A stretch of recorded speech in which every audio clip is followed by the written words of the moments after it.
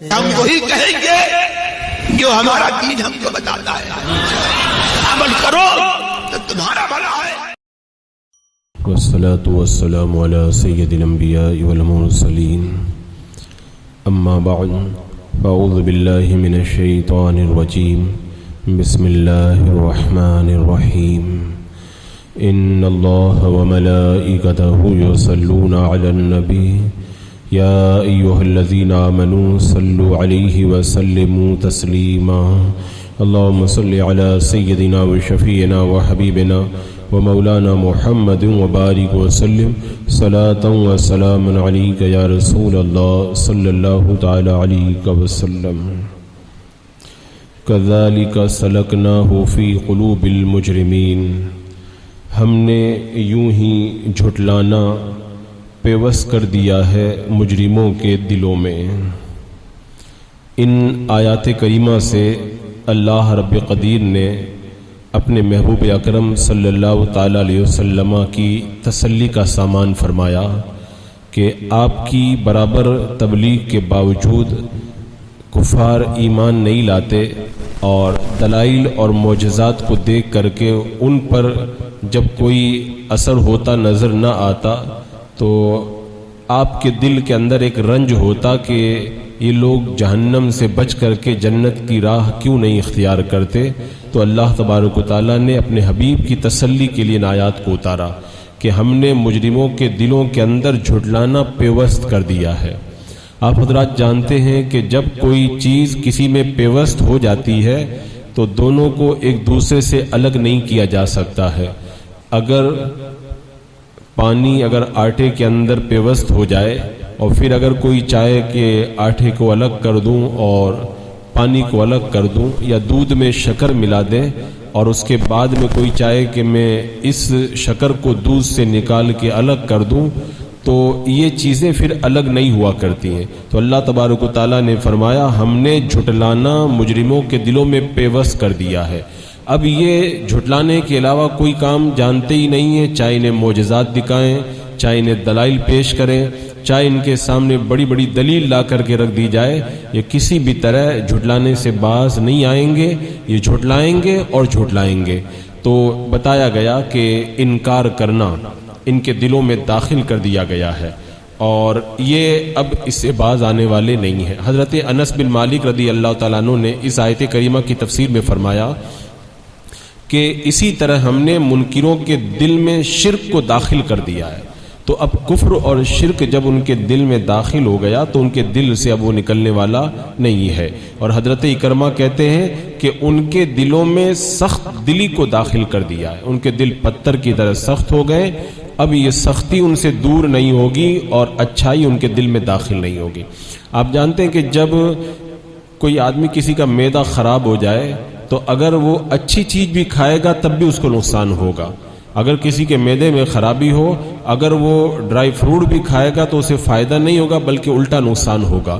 تو قرآن تو نور ہے، معجزات وغیرہ یہ منور دلائل ہیں، یہ جب انسان کے دل میں داخل ہوں تو دل کی دنیا بدل جانا چاہیے، لیکن ان کے اوپر کوئی اثر نہیں ہوتا۔ کیوں؟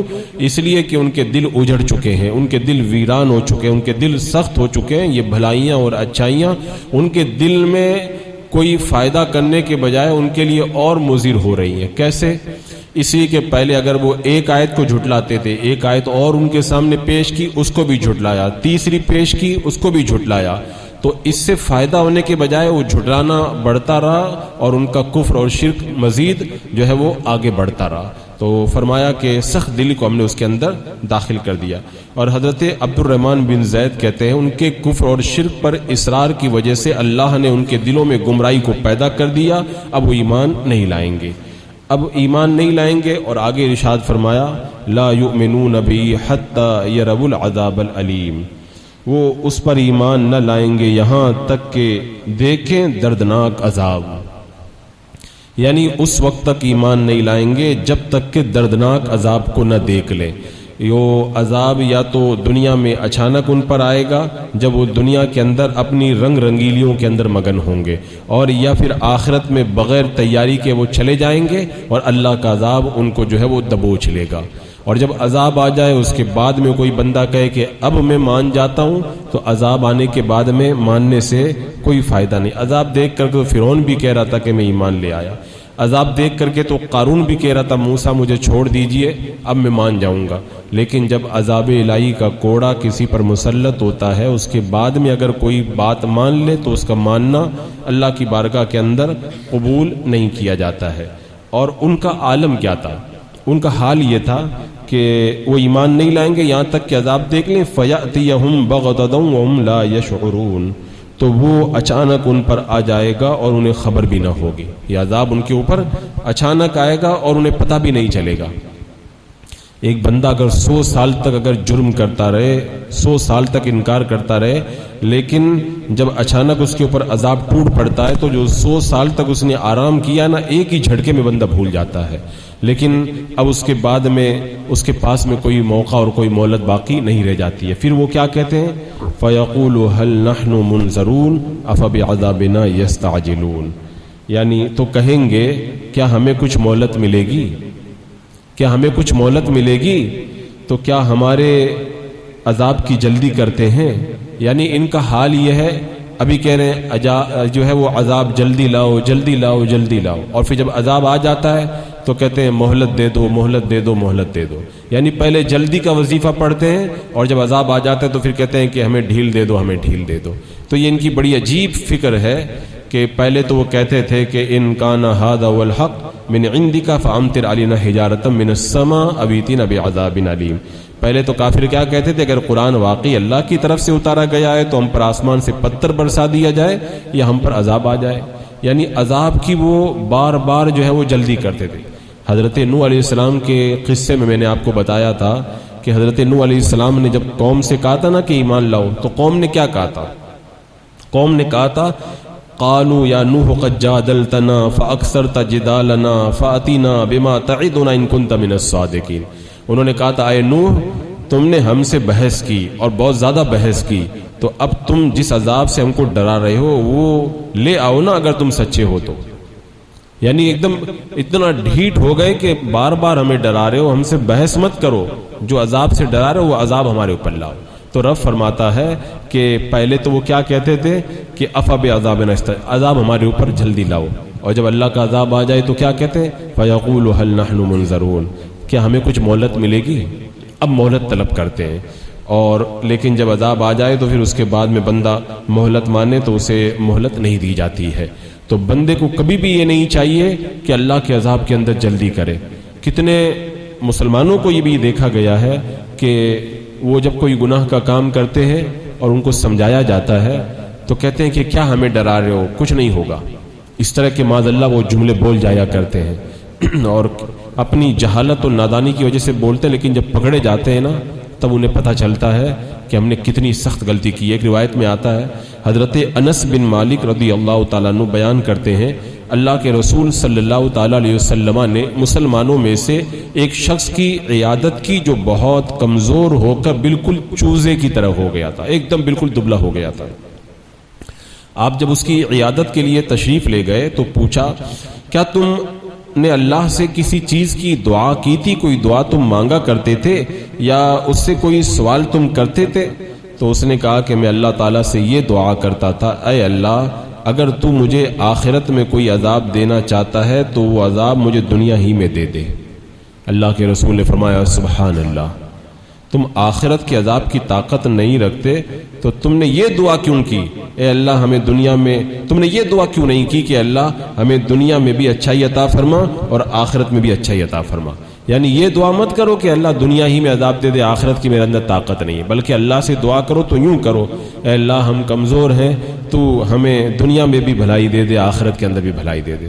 ورنہ بندہ اگر یہ سوچے کہ آخرت کا عذاب بڑا سخت ہے اور دنیا میں تھوڑی تکلیف آ جائے میں چھوڑ جاؤں گا، تو اللہ کے عذاب کا تو ایک معمولی اگر ٹچ بھی کر جائے نا بندے کو تو بندے کی حالت خراب ہو جائے۔ اسی لیے ہم دعا کیا کرتے ہیں؟ ربنا آتنا فی الدنیا حسنہ وفی الآخرۃ حسنہ، اللہ دنیا میں بھی حسنہ دے اور آخرت میں بھی حسنہ دے، دونوں میں بھلائی دے۔ ہم یہ نہیں کہتے اللہ دنیا میں تو جو عذاب دینا ہے وہ دے دے، آخرت میں ہمیں جنت دے دے، نہیں، ہم اللہ سے دنیا میں بھی عافیت مانگتے ہیں اور آخرت میں بھی اللہ سے جنت کا سوال کرتے ہیں۔ تو پھر اس کے بعد میں اللہ کے رسول علیہ السلام نے اس کے لیے دعا فرمائی تو اللہ نے اس کو شفا عطا فرما دی۔ تو کبھی بھی عذاب کے اندر جلدی نہیں کرنا چاہیے، یہ اہل ایمان کا نہیں بلکہ کافروں کا طریقہ ہے، اور کوئی اگر جہالت کی وجہ سے اس طرح کی بات کہتا ہے تو اسے سمجھایا جائے۔ اس کے بعد میں آگے ارشاد فرمایا افرأیت ان متعناہم سنین ثم جاءہم ما کانوا یوعدون ما اغنی عنہم ما کانوا یمتعون، بھلا دیکھو تو اگر کچھ برس ہم انہیں برتنے کو دیں پھر آئے ان پر وہ عذاب جن کا ان سے وعدہ کیا جاتا ہے، جس کا وہ وعدہ دیے جاتے ہیں، تو کیا کام آئے گا ان کے وہ جو وہ برتتے تھے۔ یعنی اللہ تعالیٰ یہاں پہ ارشاد فرما رہا ہے کہ ہم نے ان کی مدت عمر تک جو انہیں مہلت دی، عذاب کو ان سے مؤخر کر دیا، زندگی کی خوشیاں ان کو عطا فرمائی، ساز و سامان دیے، مال و دولت دیے، آل و اولاد دی، اور دنیا میں بڑی ان کو نعمتیں دی، تو اگر انہوں نے کچھ دن نعمتوں سے فائدہ اٹھا بھی لیا اور شرک اور کفر سے توبہ نہیں کی، اور عذاب کی اس تاخیر کے بعد میں جب بعد میں عذاب آئے گا ان کو پکڑ لے گا، تو 50 سال یا 100 سال انہوں نے جو آرام کیا اس سے کیا فائدہ ہوا ان کو؟ آخر عذاب تو ان کے اوپر ٹوٹ پڑا نا۔ تو رب فرماتا ہے کہ ہم نے کچھ دن ان کو برتنے کے لیے دے دیا، پھر عذاب آ گیا، تو جو ہم نے دیا تھا اس نے ان کو کیا فائدہ دیا؟ کوئی فائدہ نہیں دیا۔ تو کل عذاب آئے یا آ جائے، اللہ کا عذاب تو بڑا سخت ہوتا ہی ہے۔ تو فرمایا کہ بلکہ معاملہ کیا ہے، ان کو اس تاخیر سے فائدہ نہیں ہوا بلکہ الٹا نقصان ہوا۔ کیسے؟ یعنی جیسے جیسے ان کی عمر زیادہ ہوئی، انہوں نے زیادہ کفر کیا، زیادہ بت پرستی کی، بڑے بڑے گناہ کیے، جس کی وجہ سے اور بھی زیادہ ان کے اوپر عذاب ٹوٹتا رہا۔ میں نے ایک جگہ بیان کیا تھا کہ حضرت شیخ عبدالعزیز دباغ رحمۃ اللہ تعالیٰ علیہ کے ملفوظات العبری شریف کے اندر ہے کہ ایک بندہ بڑا ظالم تھا، لوگوں کو بہت ستاتا تھا، تو جب وہ اپنے عہدے سے ہٹا دیا گیا تو لوگ بڑے خوش ہوئے کہ بڑا مزہ آیا، ظالم چلا گیا۔ تو حضرت شیخ عبدالعزیز دباغ نے فرمایا واپس آئے گا، پھر آئے گا وہ، اس لیے کہ میں نے دیکھا ہے جہنم میں اس کے لیے جو عذاب تیار کیا گیا ہے وہ پورے عذاب کے برابر اس کے گناہ ہوئے نہیں ہیں، اس کا مطلب پھر آئے گا وہ اور گناہ کرے گا، تاکہ جتنا عذاب جہنم میں اس کے لیے تیار کیا گیا پورے عذاب کا وہ حقدار ہو جائے۔ اور آپ نے جیسا فرمایا تھا ویسا ہی ہوا۔ تھوڑے دن کے بعد میں پھر دوبارہ وہ حاکم بن گیا، اور پھر جو ہے وہ ظلم و ستم کا اس نے بازار گرم کیا۔ تو اگر ظالم کو ڈھیل دی جائے نا تو یہ نہیں سوچنا چاہیے کہ اللہ تعالیٰ ان کو اتنی ڈھیل دے رہا ہے، بلکہ اس ڈھیل دینے کے اندر اس کے عذاب کو اور بڑھانا ہوتا ہے تاکہ اس کا عذاب ہو۔ ہم نے دیکھا کتنے بڑے جو ہے وہ ظالم نیتا رہتے ہیں، مسلمانوں پہ کتنا ظلم کرتے ہیں، 5 سال ظلم کرتے ہیں پھر جیت کر کے آ جاتے ہیں، پھر 5 سال، تو جتنا آتے ہیں نا بار بار جیت کر کے، تو یہ نہیں کہ ان کا فائدہ ہے، اس کا نقصان ہے اس کے اندر۔ 5 سال میں اس نے اگر جہنم کے ایک بڑے عذاب کا اس نے حصہ پایا، تب 5 سال اور ظلم کرے گا تو اور زیادہ جو ہے وہ عذاب کا حقدار ہو جائے گا۔ تو ان کے لیے فائدہ نہیں ہے، ان کے لیے نقصان ہے اس کے اندر۔ تو اسی کے لیے رب نے فرمایا ما اغنا عنہم ما کانوا یمتعون، کیا کام آئے گا ان کو جو وہ برتتے تھے؟ کوئی کام نہیں آئے گا ان کے لیے۔ اور ایک روایت میں ہے سلیمان بن عبد الملک ہر جمعہ کو اپنے خطبے میں یہ ضرور کہتے تھے، اہل دنیا میں خوف اور پریشانی کے ساتھ زندگی گزارتے ہیں اور ان کو کسی گھر میں امن اور چین نہیں ملتا ہے یہاں تک کہ اللہ تعالیٰ کا حکم آ جائے گا اور وہ اسی حال میں ہوں گے۔ اسی طرح ان کی نعمتیں اور ان کا عیش و آرام کا سامان بھی باقی نہیں رہے گا، وہ اچانک ٹوٹ پڑنے والی مصیبتوں سے محفوظ اور مامون نہیں رہیں گے، جس کو دیکھ کر کے وہ خوش ہوتے تھے۔ اس کے بعد میں آپ یہی آیت کریمہ پڑھتے تھے، بولے کتنا بھی آرام کر لو آخر تو عذاب ٹوٹے گا ان کے اوپر۔ تو رب نے فرمایا کہ ان کو جو ہم نے دیا تھا نا اس سے ان کو کوئی فائدہ نہیں ہوا۔ اور ایک روایت میں حضرت عمر ابن عبدالعزیز رضی اللہ تعالیٰ عنہ روزانہ صبح کے وقت میں جب اپنے تخت پر بیٹھتے تھے تو واعظ و نصیحت کے لیے اسی آیت کریمہ کو پڑھتے تھے۔ اس آیت کریمہ میں کتنی بڑی نصیحت ہے، رب کیا فرما رہا ہے کہ اگر کچھ دن ہم ان کو برتنے کے لیے دے دیں اور پھر آئے ان پر وہ عذاب جس کا وہ وعدہ دیے جاتے ہیں تو کیا کام آئے گا ان کو جو انہیں جو ہے وہ دیا گیا ہے؟ کیا کام آئے گا؟ کوئی کام نہیں آئے گا۔ تو روزانہ اس آیت کو آپ پڑھا کرتے تھے۔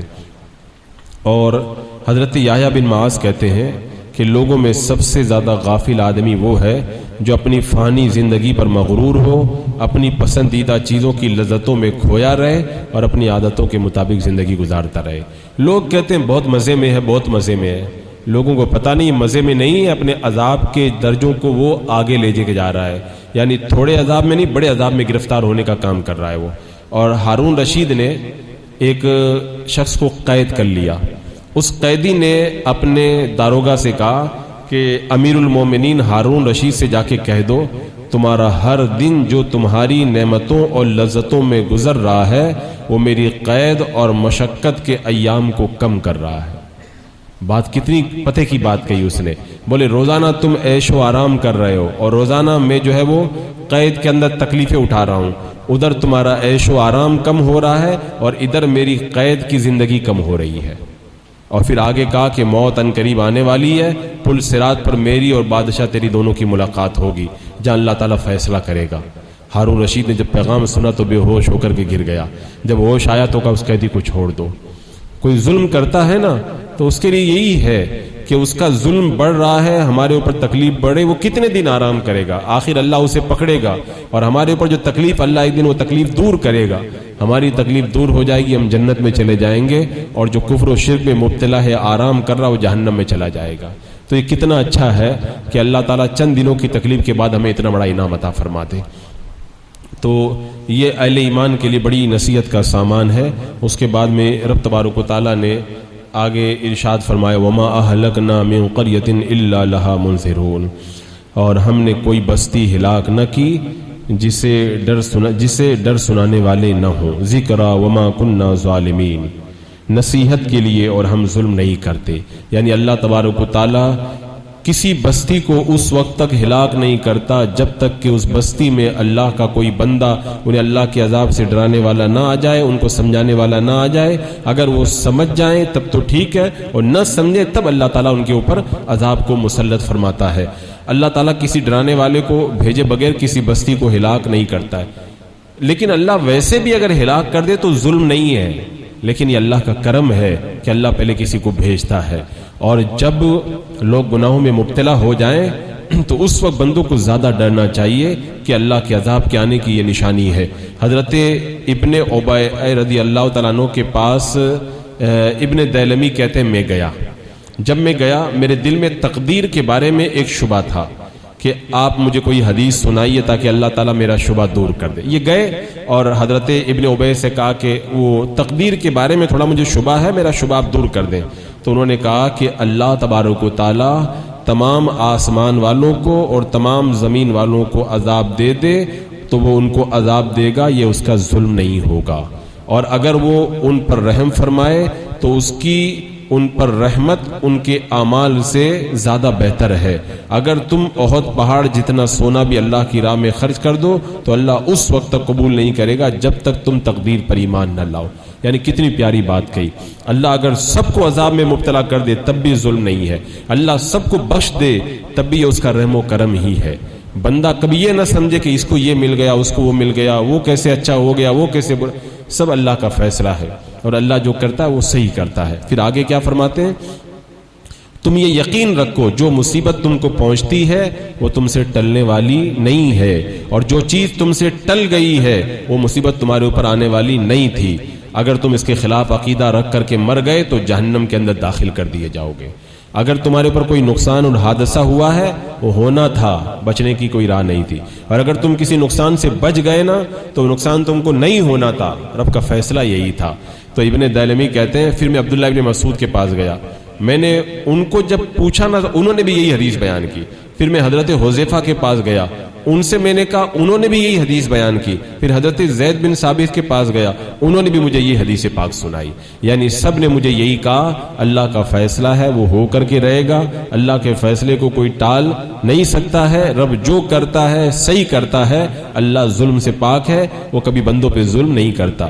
یہ جو عام طور پہ جاہل لوگوں کو دیکھا جاتا ہے کہ کوئی مصیبت آئی، کوئی پریشانی آئی تو ایسے کلمات زبان سے نکال دیتے معاذ اللہ کہ میرے ساتھ ایسا کیوں ہو گیا، کیا میں ہی ملا تھا، وہ ایسے کلمات نکال کر کے وہ معاذ اللہ ایمان سے بھی خارج ہو جاتے ہیں۔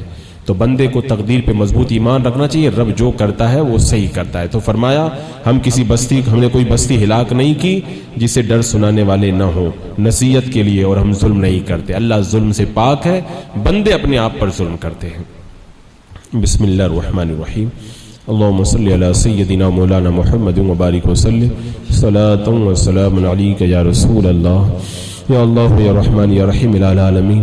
اپنے محبوبین کے صدقے میں اعمال صالحہ کی توفیق عطا فرما، قرآن کے نور سے ہماری روحوں کو مولا سیراب فرما دے، قرآن پڑھنے، سننے، سمجھنے، عمل کرنے اور عام کرنے کی توفیق عطا فرما، ایمان پہ زندگی، ایمانی پر موت نصیب فرما۔ ربنا تقبل منا انک انت السمیع العلیم وتب علینا انک انت التواب الرحیم، ان اللہ وملائکتہ یصلون علی النبی یا ایھا الذین آمنوا صلوا علیہ وسلموا تسلیما۔ اللہم صلی علی سیدنا وشفیعنا وحبیبنا ومولانا محمد وبارک وسلم، صلاۃ و سلام علیک یا رسول اللہ۔ سبحان ربک رب العزۃ عما یصفون وسلام علی المرسلین والحمد للہ۔